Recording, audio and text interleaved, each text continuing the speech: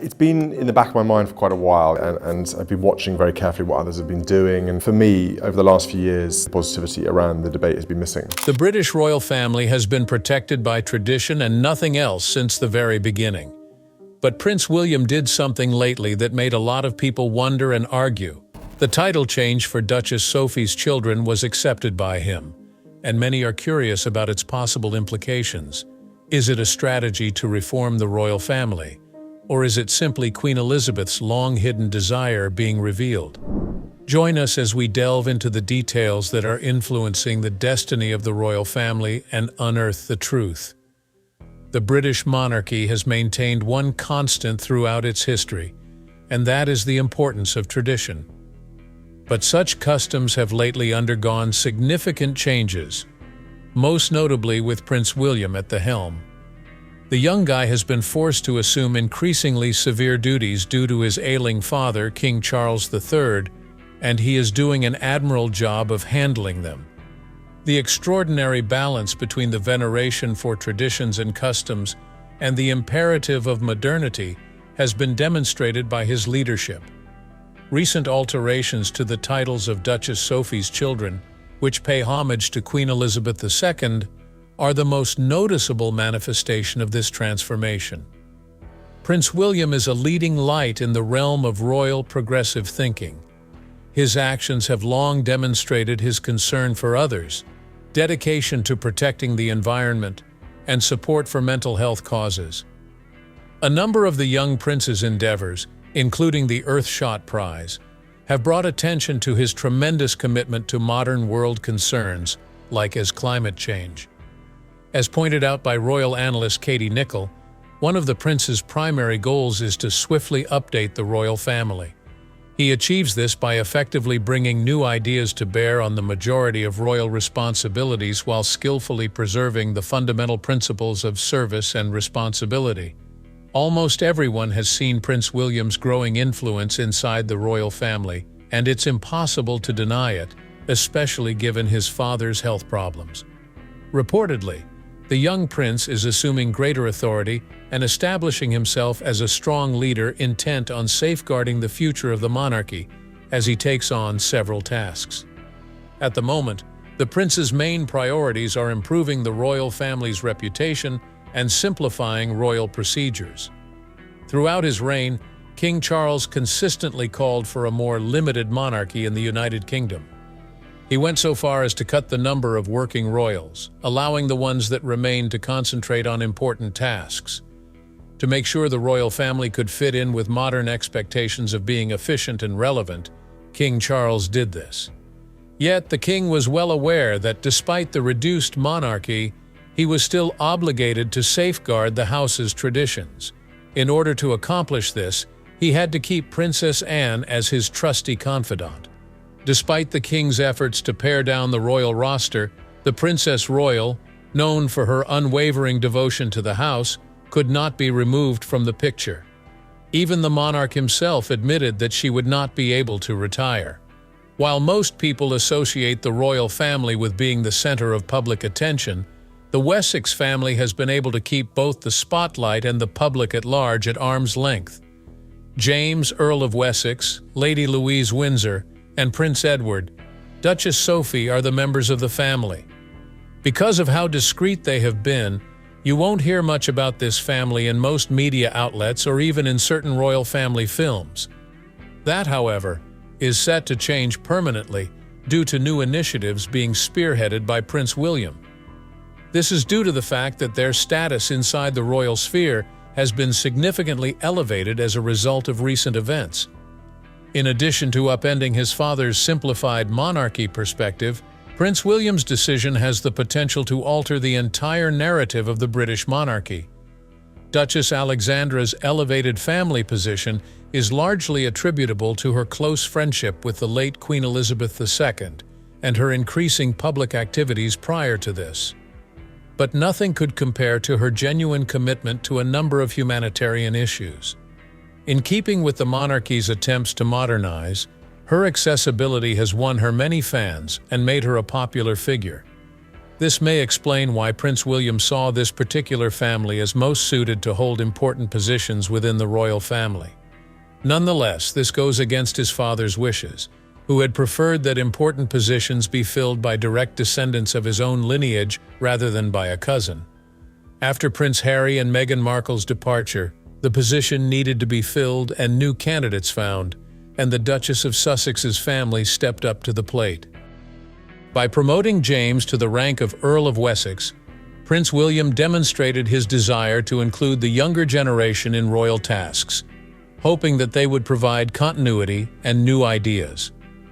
Because Prince William is so fond of the Wessex family, he has personally elevated James to the position of Earl of Wessex and ensured that Lady Louise is made a lady. By doing so, Prince William is demonstrating his desire to carry on his grandmother's heritage.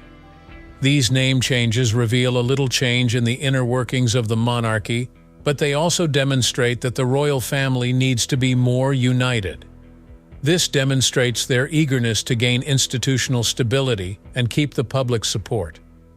The monarchy can adapt to a society that is developing at a rapid pace by doing this. While they are members of the royal family, Lady Louise and her brother James have kept a quiet profile. Their parents did all in their power to shield the twins from the spotlight and instill in them an innate sense of calmness. Also, as children, their parents made sure they didn't have any titles. They were able to raise the twins in relative anonymity, away from prying eyes, and the kids even enjoyed a typical upbringing. But in this ever-changing story, the two have gone from being minor characters to major players in the royal family. We must examine their extremely isolated childhood in order to really grasp the gravity of their condition. The births of Lady Louise Windsor and her brother James occurred on November 8, 2003 and December 17, 2007, respectively. They were raised with a strong focus on privacy by their parents. Prince Edward and Duchess Sophie were purposeful when they broke with royal protocol and did not bestow a title on their children. Their goal was to ensure that their children had an ordinary childhood, free from the constant media attention that comes with being royal. One drawback of this choice was that the siblings missed out on the life-changing opportunities enjoyed by Prince William and Prince Harry's relatives. They learned to effortlessly maneuver the public glare from seeing their relatives, who were in the spotlight continuously from a young age. Despite this, Lady Louise and James's parents were quite open about their love for their decision and its impact on their children. She said she had no remorse about denying Louise and James the chance to inherit their royal titles. She claims that by making this choice, she was able to give her children more freedom to develop their own personalities outside from royal expectations. The Duchess elaborated by saying that they had done their best to instill in them the expectation that they would, more than likely, be required to work to support themselves. Such an attitude demonstrates that the children did not grow up following antiquated royal customs, but rather in the manner of contemporary royal upbringing. Even though they were raised in this way, their parents made sure they grew close to one another as family. Constant trips to the royal home were made by them because they did not want their family to be so far and lose touch with their royal ancestry. While visiting Lady Louise and James, Queen Elizabeth II formed a strong relationship with them. In the beginning, the Queen's connection with the youngsters was strengthened since she discovered they had a common interest. They were all extremely enthusiastic about equestrian activities. Everyone could see that the Queen adored her family as they spent more time together. Throughout their development, she was always there to lend a helping hand. On the other hand, the Queen's goal in cultivating this connection with the siblings was far more strategic than merely getting to know them. Seeing the pair for what they were, a symbol of the monarchy's stability and continuity, she saw their immense potential immediately.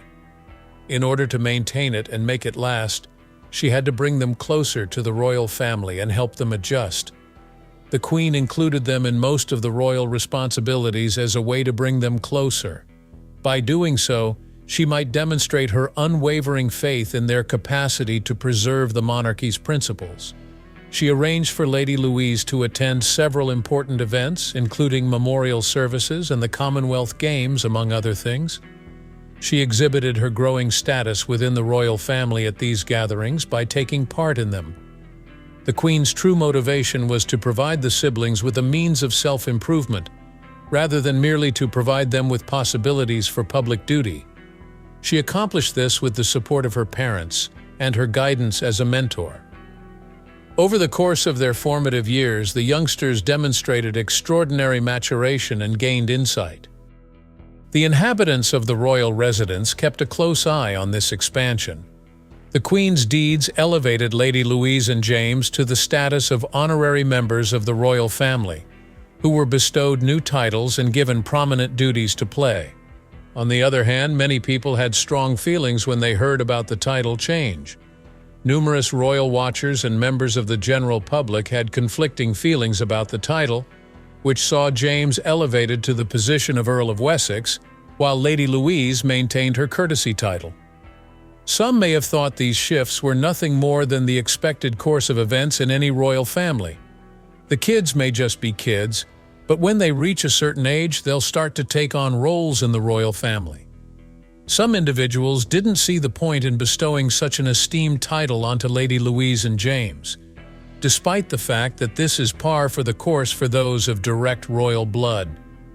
The royal family is quite cautious about updating the royal residence as seen by James's new title, which makes him the son of a duke, and Louise's decision to retain the style of Her Royal Highness. While this move is in accordance with the monarchy's attempts to meet modern society's expectations, it goes against King Charles's desire to have only members of his immediate family hold the role. The monarchy is attempting to maintain a balance between modernization and tradition, as shown in the second viewpoint. A lot of people are curious about the rationale for Lady Louise and James being given these new responsibilities. Perhaps it's related to the current upheaval in the royal family, which has been mostly brought about by Prince Harry and Meghan Markle's resignation from their royal responsibilities. Many questions arose over the future of the monarchy's public engagements and philanthropic activities as a result of the couple's choice, which created a vacuum among the younger royal generation.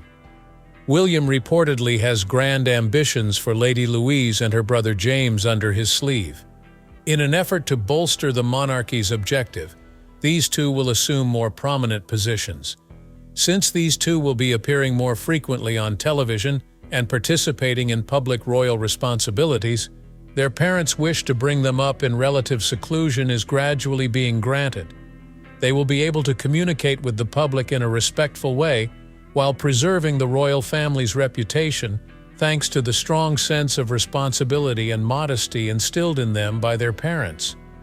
They can better understand the concerns of the younger generation and act as a link between the old and new monarchy by giving these young people formal responsibilities. They are also a glimpse into the royal family's future. The titles, functions, and obligations of members of the royal family are sometimes heavy with symbolic meaning and history dating back centuries. James has assumed the title of Earl of Wessex. Their only child, James, was born to Sophie, Duchess of Edinburgh and the Duke of Edinburgh. James has avoided the spotlight for his whole life, but many are wondering if his new title heralds a change in the royal family's course. James, with the weight of the title, may soon play a pivotal role in the monarchy's destiny. The answers might surprise you, so come along with us as we investigate this. Looking into James's past will help us grasp the significance of the title Duke of Edinburgh. Originally the Duke of Edinburgh, Prince Philip is now the youngest grandchild of Queen Elizabeth II and her husband James. His grandpa, Prince Philip, was the longest-serving royal consort in Britain's history and a rock-solid member of the royal family. Prince Philip's attempts to modernize the monarchy, his cutting wit, and his absolute dedication to duty were some of the traits that set him apart. Apart from this, Prince Philip was a devoted family guy who was quite involved with his grandkids. James had an unusual relationship to his grandfather's heritage despite his youth compared to his royal cousins. This bond was so profound that Prince Philip made it public just before he died that he wanted Prince Edward, his youngest son, to succeed to the Dukedom of Edinburgh. It was only in 2023 that King Charles III granted Edward's desire and proclaimed him Duke of Edinburgh, since it became public knowledge after his death that Queen Elizabeth and Prince Philip had been plotting this for quite some time. Prince William took this action with the knowledge that his son James would succeed his father as Earl of Wessex without delay, and the succession was perfect. This was no meaningless formality. Rather, it was a calculated effort to ensure that Prince Philip's name would live on in perpetuity, giving the title great weight. The office of Duke of Edinburgh is commonly associated with leadership, civic responsibility, and service, all of which Prince Philip exemplified during his lifetime. Though he did not inherit the dukedom by right, James is still linked to the family's past by his role and title as Earl of Wessex. Additionally, the title prepares him for a future role in the royal family. Earl of Wessex is a title that has been in use since the Anglo-Saxon period, preceding the unification of England as a monarchy. Alfred the Great, who bravely defended England against Viking invasions in the 9th century, presided over a powerful province called Wessex.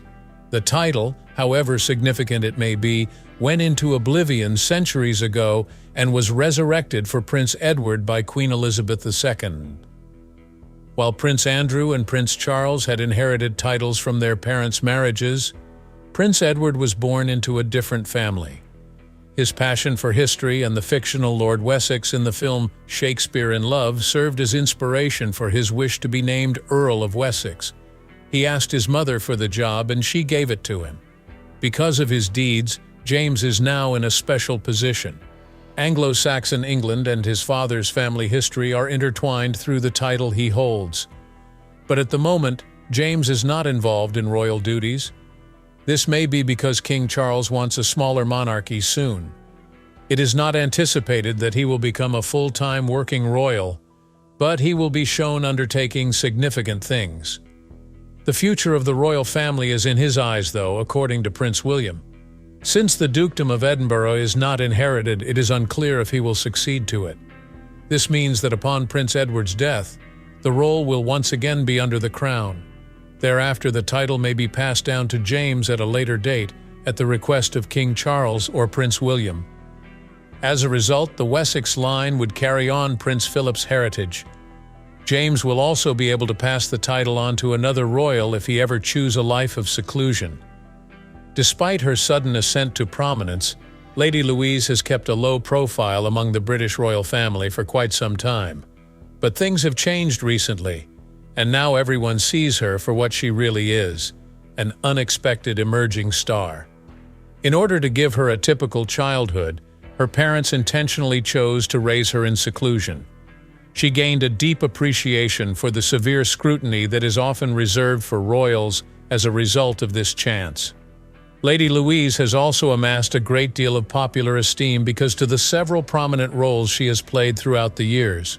She was a frequent participant in high-profile royal engagements while learning the ropes from her grandma, Queen Elizabeth. At events like Prince Philip's funeral and the Platinum Jubilee festivities held for Queen Elizabeth, her composed presence was noticeable, and people recognized her humility and elegance with every appearance. She's shown an impressive amount of maturity by remaining calm and collected throughout all the high-profile events. The close bond Lady Louise had with her grandma, Queen Elizabeth, and the manner her parents brought her up both shape her personality.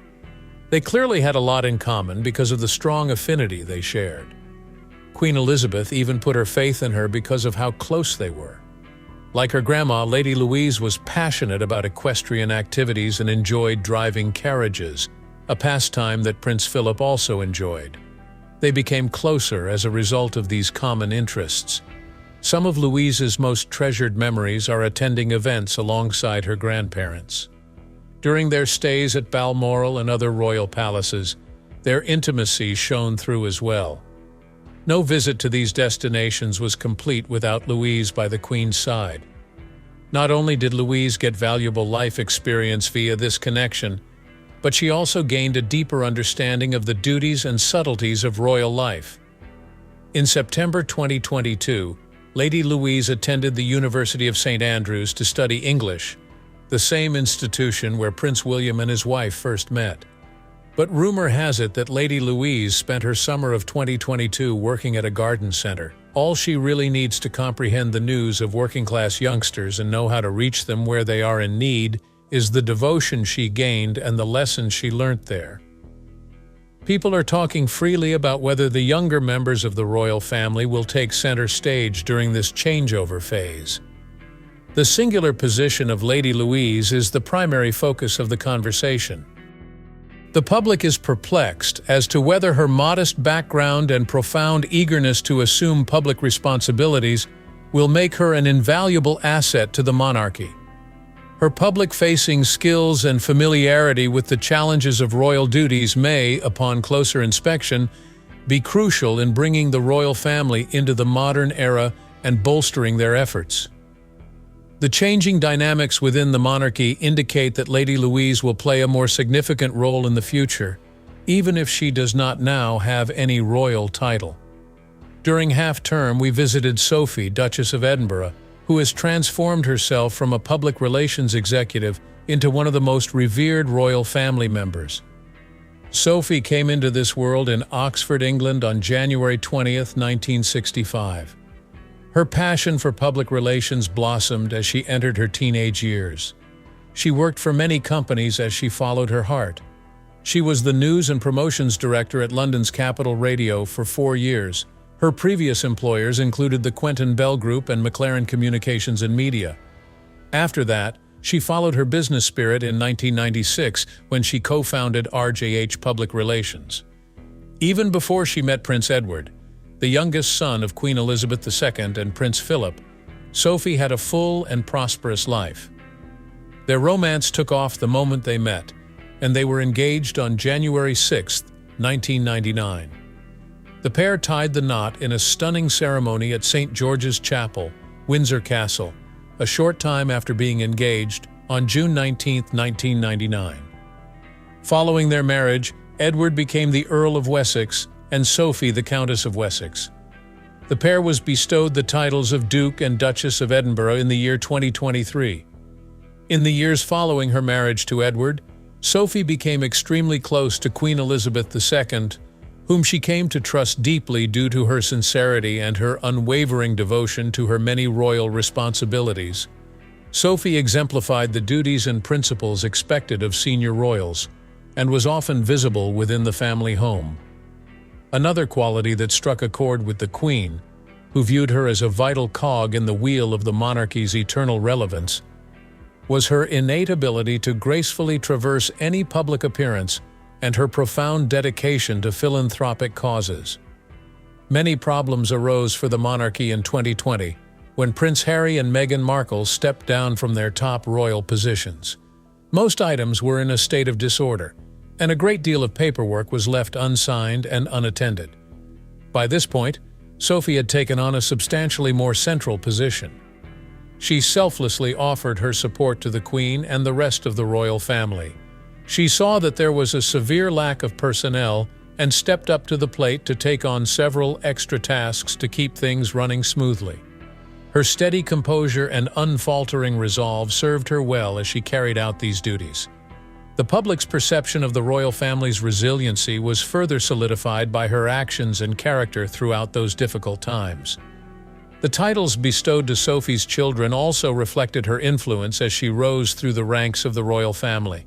She has previously stated that her children will not be formally recognized as princes or princesses. However, as time passed and the dynamics of the family changed, others started to see their value, and changes were necessary. Thus, Sophie's importance extends well beyond her home responsibilities, as seen by her many international efforts. People regularly see her speaking out against sexual violence in war zones, and she has always been a vocal supporter of women's rights. She has met with other survivors throughout her travels to South Sudan and Sierra Leone for her engagements, and she has worked to raise awareness about these issues so that more women may get an education and how to defend themselves. Additionally, Sophie has set up a number of channels where individuals may get assistance in the event that they are victims of or have reason to believe that they are the target of such a horrific crime. Sophie is also an advocate for the elimination of avoidable blindness and for the rights of individuals with disabilities. Her unwavering dedication to humanitarian issues is evident in all these undertakings. As she became 6 years old, thoughts turned to the impact she had had on the royal family and on society at large. She has won the hearts of many with her wonderful efforts. With that being said, what is your opinion? Is the royal family undergoing a major transformation? Or is the change in title only an effort to pay tribute to Queen Elizabeth? Could Lady Louise and James, Earl of Wessex, be pivotal figures in the monarchy's future? Leave a comment with your thoughts. Like, share, and subscribe for more royal updates if you enjoyed this video.